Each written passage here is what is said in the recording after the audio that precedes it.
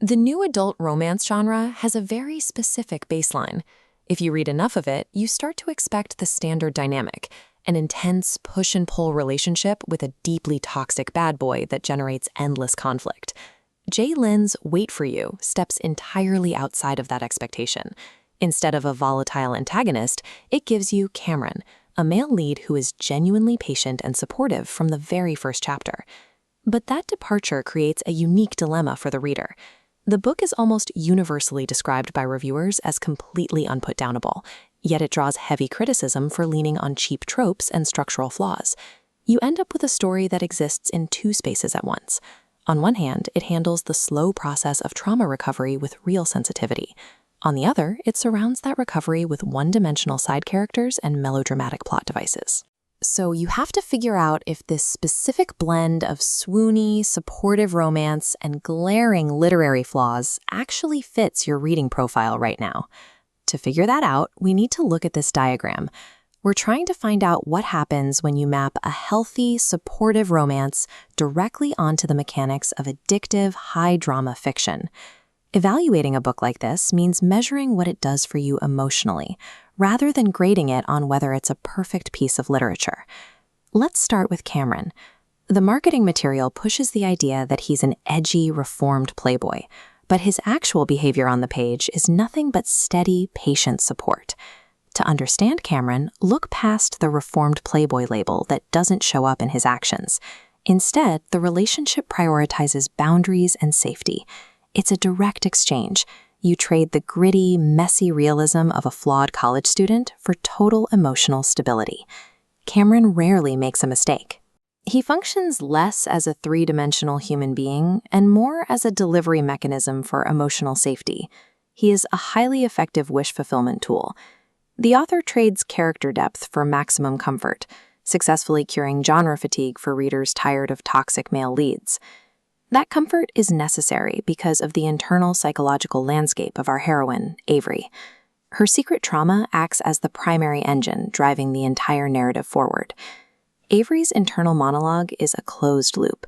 She spends hundreds of pages processing her past before she ever considers speaking it out loud to Cameron. This creates a narrative that doesn't move through traditional plot beats. It circles around her anxiety, stalling exactly where a typical romance would usually accelerate. This lack of momentum accurately reflects the reality of PTSD. There isn't a clean upward trajectory. There are months where nothing feels like it is moving.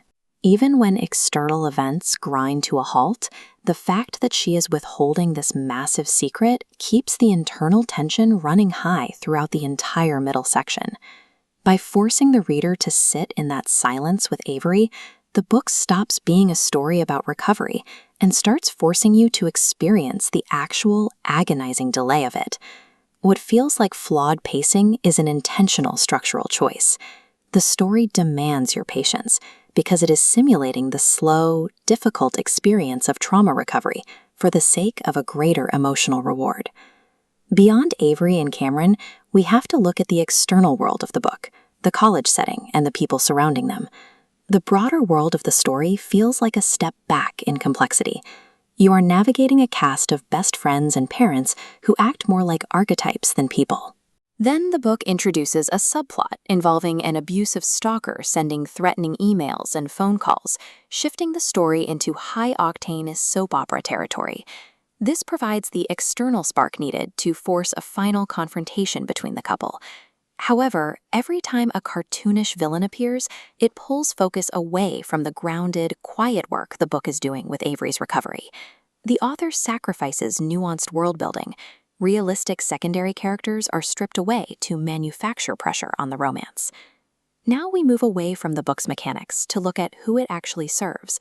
Readers of this novel tend to fall into two very specific profiles. This flowchart breaks down your decision. You're either the escapist or the realist. If your priority is an addictive page-turner with a healthy romantic payoff, read it. If you demand nuanced world-building and zero melodrama, skip this one. These opposing outcomes show why this book doesn't have an objective literary score. Its value relies entirely on your current appetite as a reader. It is a highly specialized tool for emotional wish fulfillment, designed to do a specific job for a specific reader at a specific time. So what is the return on investment for dedicating a few hours to wait for you? If literature has to be a flawless architectural structure for you to enjoy it, this book will frustrate you. But if you view a book as a vehicle for emotional escape, this is a highly rewarding investment.